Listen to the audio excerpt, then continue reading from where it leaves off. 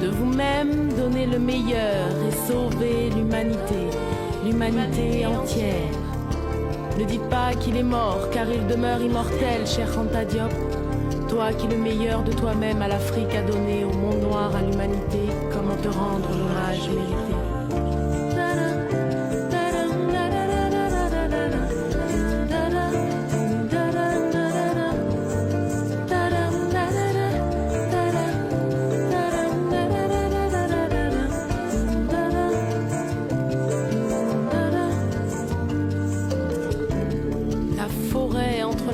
De lianes épineuses, tu as élagué, traçant les sentiers de la science, les marécages infestés de monstres carnivores, faussaires de l'histoire, tu as traversé, recherchant les fossiles de la vérité, la nuit tendre et froide de solitude.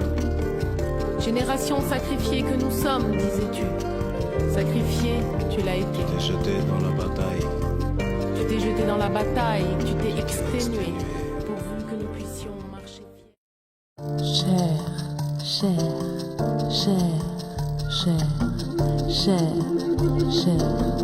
Cher Anta Diop. Un mot seulement sur les savants qui ont été en Égypte pour s'initier. Le premier en date, c'est bien sûr Thalès. Au VIe siècle avant Jésus-Christ, Thalès est allé en Égypte. Lorsqu'on parle de Thalès qui fait des arpentages, n'est-ce pas, et des mesures devant la grande pyramide, c'est vraiment une idée grotesque. Il faut ignorer presque tout de la civilisation égyptienne pour pouvoir soutenir des légendes de ce genre. Mais ce qui est sûr, c'est que Thalès est allé en Égypte et qu'il s'est initié, n'est-ce pas, à la science égyptienne. Et à cette époque-là, la Grèce était à l'état fruste. Il ne faut pas l'oublier.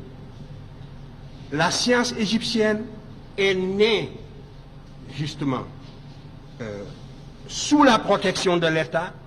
Elle s'est développée au service de l'État parce qu'elle était indispensable pour la maîtrise de la nature dans la vallée du Nil. Donc la science était une tradition africaine, égyptienne. Par contre, toute la tradition grecque s'opposait à l'innovation, il ne faut pas l'oublier. Pythagore, Socrate est mort en buvant la ciguë, et vous savez que on l'avait soupçonné tout simplement de s'écarter de la morale de la cité et d'adopter donc des idées universalistes qui risquaient de saper les bases institutionnelles de la cité grecque.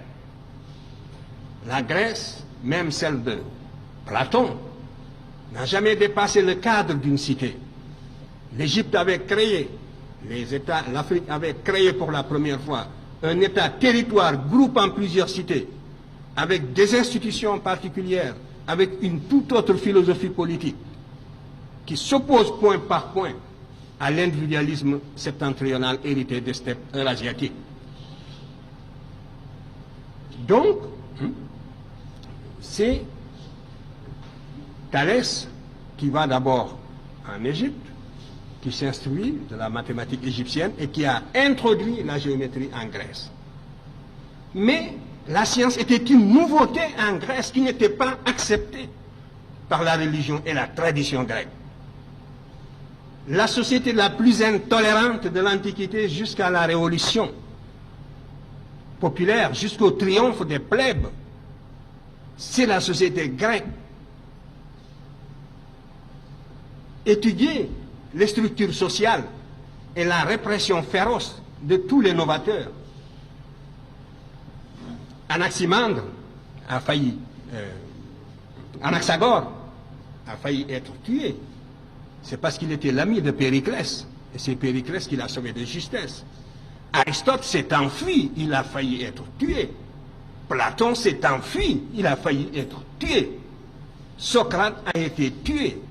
Voilà la société grecque et son attitude à l'égard de ses savants. L'innovation philosophique, l'innovation scientifique, on n'en veut pas. Ce sont des notions étrangères aux structures sociales grecques. Jusqu'à la Révolution. L'élément porteur d'avenir de la société grecque, ce n'était pas son aristocratie. C'était la plèbe, les sans-feu ni lieu, qui n'avaient aucun droit, qui vivaient à l'extérieur des cités, qui par conséquent devait conquérir le droit de citer par la force, tout le potentiel laïque et rationnel de la société grecque se trouvait chez la plèbe. Et c'est avec la montée des plèbes que la société grecque s'est laïcisée dans les conditions que l'on sait et sur lesquelles je ne peux pas m'étendre. Mais tout ceci pour dire donc qu'il y avait antinomie entre structure sociale grecque traditionnelle et science ou philosophie. Par contre, la science et la philosophie, c'est en Égypte qu'elle fleurissait, et en particulier la science. Et c'est en Égypte qu'il fallait aller la chercher. C'est la raison pour laquelle, donc, Thalès y est allé. Il a introduit la géométrie en Grèce à son retour. C'est ce que nous enseignent tous ces biographes. Et quand Pythagore est allé s'instruire auprès de Thalès, Thalès lui a enseigné tout ce qu'il avait appris en Égypte et lui a conseillé d'aller à son tour en Égypte. Pythagore s'était fait recommander du tyran de Samos à l'époque, et il est venu, c'était sous Amasis, le pharaon d'Égypte, qu'il a envoyé à Thèbes, à Héliopolis d'abord, et les prêtres d'Héliopolis lui ont dit qu'ils ne sont pas versés dans les sciences, il faut aller à Memphis. Il va à Memphis, les prêtres de Memphis le renvoient à Thèbes. Vous voyez, l'Égyptien n'était pas chaud pour divulguer la science. Il y avait plusieurs niveaux d'initiation. Et malheureusement, vous voyez, une civilisation qui se perd, n'est-ce pas, recèle, si vous voulez, les éléments fossoyeurs même, ses propres éléments fossoyeurs, mais on ne s'en rend pas compte. Et cet esprit initiatique a perdu l'Égypte parce que l'Égypte était une civilisation élitiste. Alors Pythagore va à Thèbes pour se faire initier, et là aussi, on ne le reçoit pas, on le renvoie. On lui fait faire des travaux rébarbatifs qui ne servent à rien, de creuser des trous. Voilà. Et puis après, on lui dit de l'emblayer. Et il s'est prêté de bonne grâce à toutes ces brimades. Et finalement, les prêtres égyptiens l'ont pris en sympathie et ont décidé de l'initier. Voilà donc comment Pythagore a fini par vaincre la résistance égyptienne. Et ils l'ont rasé. Donc il y a tout un rituel auquel il s'est soumis. Et il a été initié. Et il est resté pendant 20 ans, 22 ans en Égypte. On ne reste pas dans un pays pendant 22 ans pour apprendre des recettes. Donc, le théorème dit de Pythagore, l'Égyptien le connaissait, c'est un des problèmes, c'est le problème numéro 6 du papyrus de Moscou. Je n'ai pas le temps de m'étendre sur tout cela. Dans la duplication du carré, il fallait absolument aboutir également au théorème, justement, de Pythagore. Et les Égyptiens ont défini une longueur qui permet de construire un carré double et qui est égal à A racine de 2, le nombre irrationnel. Par conséquent, le double, la définition d'une longueur qui s'appelle le double Riemann et qui consiste précisément à réaliser la duplication du carré, cette seule définition d'une longueur dans la géométrie égyptienne, impliquant la connaissance à la fois du côté et multipliée par racine de 2 pour avoir précisément la diagonale qui donne le côté du carré double, montre, à n'en pas douter, que l'Égyptien connaissait ce théorème et qu'il le démontrait sans chiffres, effectivement, et tant d'autres choses. Et par voie de conséquence aussi, les nombres irrationnels que l'on a attribués à Pythagore. Ainsi donc, c'est comme ça que Pythagore est resté si longtemps en Égypte pour s'instruire. Et les Égyptiens ont souvent dit, que souvent, Diodore l'a relaté, que les Grecs, une fois rentrés chez eux, s'attribuent toutes les sciences qu'ils ont apprises en Égypte. Ce n'était pas un secret. Mais, parmi tous les Grecs qu'ils ont initiés, c'est Pythagore qu'ils aimaient le plus, parce que c'est Pythagore qui avait gardé dans son enseignement l'aspect symbolique de l'enseignement égyptien. Les Égyptiens étaient extrêmement symbolistes dans la transmission de leurs sciences, et Pythagore avait gardé cet aspect. Nous avons retrouvé les signes pré-algébriques qu'utilisait Pythagore, et en tout cas les pythagoriciens, parce que Pythagore n'a pas écrit, ses écrits n'ont pas survécu. Mais les pythagoriciens de Crotone, n'est-ce pas, on a retrouvé les signes pré-algébriques qu'ils utilisaient et qui sont des signes hiéroglyphiques égyptiens qui montre à n'en pas douter également, n'est-ce pas, l'influence de l'Égypte sur la science grecque. Alors, tout cela, de la même façon, montre que la Grèce est allée s'initier en Égypte. Et mieux, même les savants qui n'avaient pas fait le voyage, souvent l'inventaient. C'est dire aussi que les Grecs ne se mettaient pas sur le même plan que l'Égypte.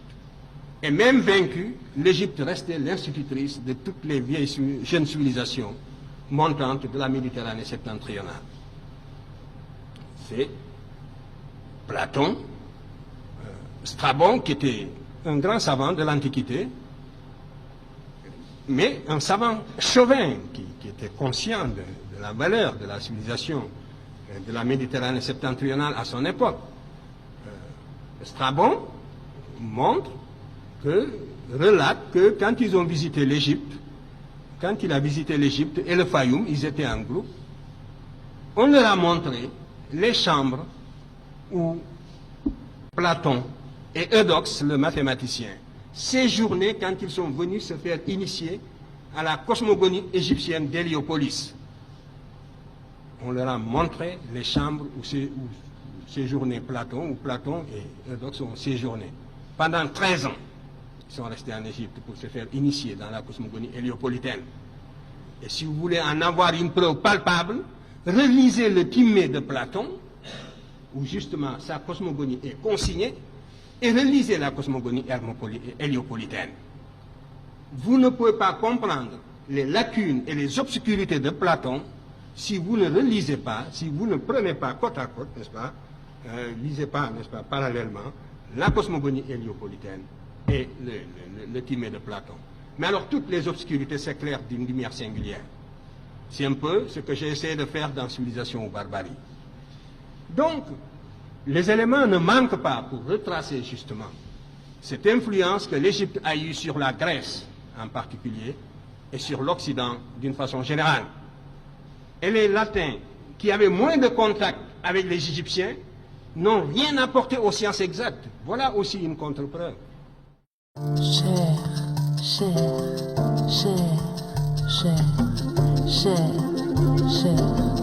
Cher, Anta Diop.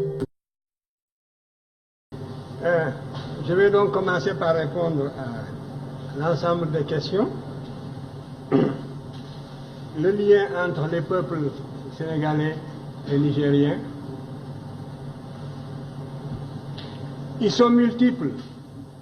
Et c'est une des justifications justement de cette recherche. En tout cas, si vous voulez,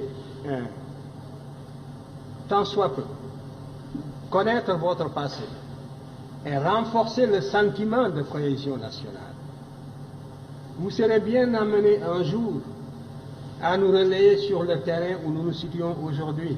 C'est moi qui vous le dis. Je crois que le mal que l'occupant nous a fait n'est pas encore guéri. Voilà le fond du problème. L'aliénation culturelle finit par être partie intégrante de notre substance, de notre âme. Et quand on croit s'en être débarrassé, on ne l'a pas encore fait complètement. Souvent, le colonisé ressemble un peu, ou l'ex-colonisé même, ressemble un peu à cet esclave du 19e siècle, qui libéré va jusqu'au pas de la porte, et puis revient à la maison parce qu'il ne sait plus où aller. Il ne sait plus où aller. Depuis le temps qu'il a perdu la liberté. Depuis le temps qu'il a acquis des réflexes de subordination. Depuis le temps qu'il a pensé, comme appris à penser à travers son maître. C'est un peu ce qui est arrivé aussi à l'intelligentsia africaine dans son ensemble. Parce que, en dehors de quelques questions, toutes les questions que vous m'avez posées reviennent à une seule. Quand est-ce que les Blancs vous reconnaîtront-ils? Parce que la vérité sont blanches. C'est cela. Mais c'est dangereux ce que vous dites. Parce que si réellement l'égalité intellectuelle est tangible, l'Afrique devrait, sur des thèmes controversés, être capable d'accéder à la vérité par sa propre investigation intellectuelle, se maintenir à cette vérité jusqu'à ce que l'humanité sache que l'Afrique ne sera plus frustrée, que les idéologues perdront leur temps parce qu'ils ont rencontré des intelligences égales qui peuvent leur tenir tête sur le plan de la recherche de la vérité. Mais vous êtes persuadé que pour qu'une vérité soit valable et objective, il faut qu'elle sonne blanche. Mais ça, c'est un repli de notre âme qui doit disparaître. Et ce sont justement les Blancs qui vont nous y aider. Et c'est parce que je savais cela que lorsque l'UNESCO m'a demandé de participer à la rédaction de l'histoire générale de l'Afrique, ce volume, j'ai dit que je serais bien incapable de parler la vérité sous prétexte que nous allons écrire un ouvrage de portée internationale. Moi, j'ai les idées que j'ai toujours développées et contre lesquelles vous ne pouvez pas opposer des arguments scientifiques dignes de ce nom. Vous pouvez opposer une conspiration du silence, aussi longtemps que les jeunes générations africaines resteront aliénées, jusqu'à ce qu'elles se récupèrent, jusqu'à ce qu'elles acquièrent la connaissance directe, parce que c'est par la connaissance directe, par l'égyptologie, que vous dépasserez ce stade de flottement, n'est-ce pas, et de somnambulisme. Alors, donc, j'ai dit que de deux choses l'une, ou bien on prépare une rencontre de niveau international. C'est ce que j'avais proposé. Réunir l'égyptologie internationale au niveau le plus élevé. Et surtout tous ceux qui sont opposés à mes thèses. J'ai dit que du côté africain, je n'aurais besoin que de deux Africains, parce que ce sont les seuls qui, à l'époque, qui travaillaient avec moi et qui accédaient aux faits égyptiens par la connaissance directe. C'est très dangereux, la connaissance indirecte, parce que vous le voyez bien, vous n'arrivez pas à vous faire une opinion personnelle. Il vous faut passer par l'appui d'une autorité, et cette autorité vous refuse son appui pour des raisons idéologiques, et vous tournoyez. Donc, vous ne pourrez sortir du cercle vicieux que par la connaissance directe. Vous pétillez tous d'intelligence, mais il faudra accepter de fournir cet effort qui vous conduit à la connaissance directe, et nous en reparlerons. Alors, moi j'avais dit donc que je n'ai besoin que de deux Africains qui, avec moi, ont accédé à cette connaissance directe. Et donc, vous pourrez augmenter le volume de la délégation européenne et mondiale. Nous n'avons pas besoin d'être plus de 3. Alors, convoquez donc tous les égyptologues que vous voudrez, les plus acharnés contre nos thèses. Nous en débattrons en toute sérénité. Je vous garantis le climat de sérénité des débats. Les débats ne seront pas limités, ils dureront aussi longtemps que nécessaire, en Égypte même, au Caire. Et à la suite de ces débats, on rédigera un document de portée mondiale, de portée internationale. Et suivant la teneur de ce document, on saura de quel côté penche la balance. Si les conclusions de ce document me permettent de continuer, de participer, je participerai alors à l'ouvrage et j'utiliserai mes idées intégralement. Dans le cas contraire, je serai le premier à vous faciliter la tâche en me récusant. Vous connaissez la suite. Le colloque du Caire s'est tenu sur ma proposition. Toute l'égyptologie mondiale était représentée. J'avais dit aussi que nous, Africains, nous ne serions pas rapporteurs pour réaliser au maximum les conditions d'objectivité. Le rapporteur, c'était un professeur français qui était contre mes thèses aussi, vous le savez bien.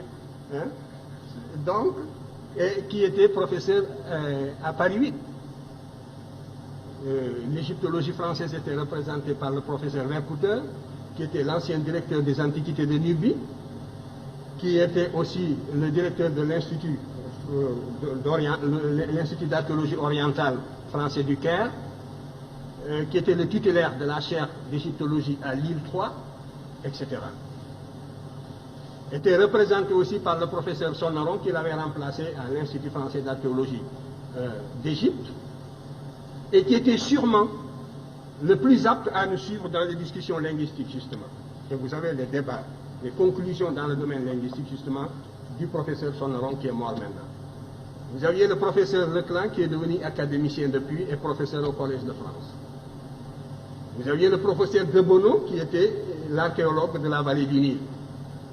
L'Amérique était représentée par Mme Gordon Chaké, le Canada par le professeur Chini, la Scandinavie par le professeur Serge Soderberg, qui était le directeur de toute la mission de toute la Scandinavie pour la sauvegarde des monuments de Nibbi, etc., etc. Voilà, moi, et toute l'égyptologie égyptienne sur place aussi, au Caire et en Égypte, sont venus participer. Vous avez la liste des participants ici. Voilà le document qui est sorti de ces travaux. Oh, vous avez la page, voilà. Et voici, je vous lis une seule phrase de ce document. La très minutieuse préparation des communications. Est-ce que je voudrais même quelqu'un qui lise mieux que moi? Un volontaire seulement, pour lire. Voilà, justement, vous-même. Voilà. Vous allez lire juste ce passage. Cette phrase. C'est la conclusion générale. La très minutieuse préparation des communications. Non, lisez lentement pour que vos camarades entendent. Sinon, moi, je lis mieux que vous. D'accord. La très minutieuse opération. Non, pas opération.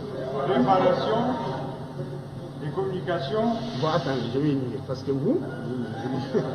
Bon. Alors, je lis pour tout le monde.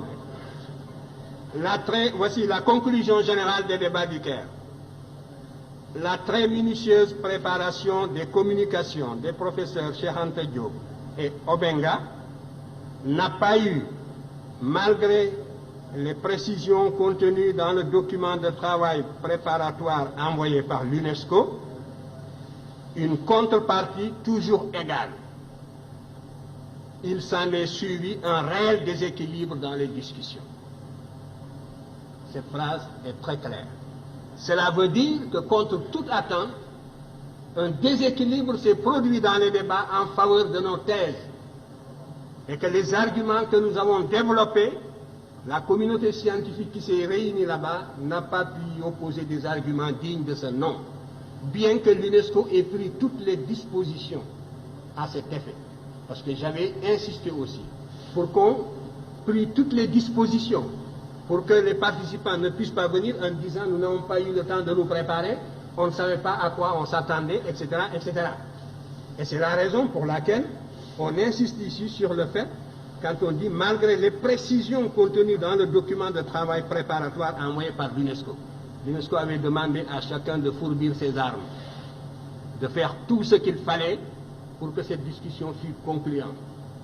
Et vous voyez, tout est de cette veine. Par conséquent, la vérité blanche que vous voulez, elle a sonné dans ce document. Mais vous ne lisez même pas, il faut prendre connaissance déjà de toute la littérature scientifique qui existe dans ce domaine. Nous avons provoqué une rencontre au niveau le plus élevé et les résultats sont palpables, les voilà. Ce que vous attendiez, vous l'avez sous les yeux, lisez-le demain. Mais même si on n'avait pas ceci, et c'est ça moi qui m'inquiète, parce qu'il vous aura fallu que nous ayons réduit à l'inconséquence des théoriciens idéologues européens, qu'eux-mêmes l'avouent dans une certaine mesure, comme dans ce document, pour que vous puissiez vous faire une opinion. Mais l'adversité est plus grave que ça. Il faut savoir que l'adversaire vous tue intellectuellement. Il vous tue moralement avant de vous tuer physiquement. Mais c'est de cette manière que l'on a supprimé des groupes entiers. On vous nie en tant qu'être moral. On vous nie en tant qu'être culturel. On ferme les yeux, on ne voit pas les évidences. On compte sur votre complexe, sur votre aliénation, sur le conditionnement, les réflexes de subordination et sur tant de facteurs de ce genre. Et si nous ne savons pas nous émanciper d'une telle situation par nos propres moyens, mais il n'y a pas de salut. À ce moment-là, la question que vous me posez, vous y avez répondu, parce que vous avez répondu par les actes à l'infériorité, donc vous avez en quelque sorte prouvé ou supposé l'infériorité du monde noir, puisque la vérité doit lui venir de l'autre camp. Il faut faire attention. Moi, si je n'étais pas intimement persuadé de l'égalité des races, si je n'étais pas intimement persuadé de la capacité de chaque race de mener sa destinée intellectuelle et culturelle, mais je serais déçu. Que ferions-nous dans le monde s'il y avait réellement cette hiérarchisation intellectuelle? Mais il faudrait s'attendre à une disparition d'une manière ou d'une autre. Parce que le conflit, il est partout, il est à tous les niveaux, il est dans tous ces débats. il est jusque dans nos relations internationales les plus feutrées. Nous menons et on mène contre nous le combat le plus violent même que celui qui a conduit à la disparition de certaines espèces. Et il faut justement que votre sagacité intellectuelle aille jusque-là. Alors, donc, toutes les questions que vous m'avez posées reviennent à peu près à la même. Les Blancs vous nient, ils ne vous ont pas encore répondu. Nous sommes donc dans le cirage, nous sommes dans le vague, nous sommes dans la brume. Non. Ce que j'ai dit un peu dans la préface de Obenga, c'était cela, que par la connaissance directe, l'Afrique doit être capable de saisir une vérité, de savoir qu'elle est en possession d'une vérité, quel que soit le domaine d'ailleurs. Ce n'est pas seulement dans le domaine culturel. Et de se maintenir au niveau de cette vérité en prenant des mesures conservatoires jusqu'à ce que tout le monde joue le même jeu, jusqu'à ce que l'on sache que la supercherie est finie. On n'a plus affaire à des enfants ou à des nouveau-nés. Mais c'est là à la fois une réaction intellectuelle, une réaction culturelle, ça demande la mobilisation de toutes les capacités de l'être, un être qui, abstraction faite de son aliénation, a les mêmes capacités que n'importe quel autre être. Alors, vous me demandez, moi je n'ai jamais, vous voyez la phrase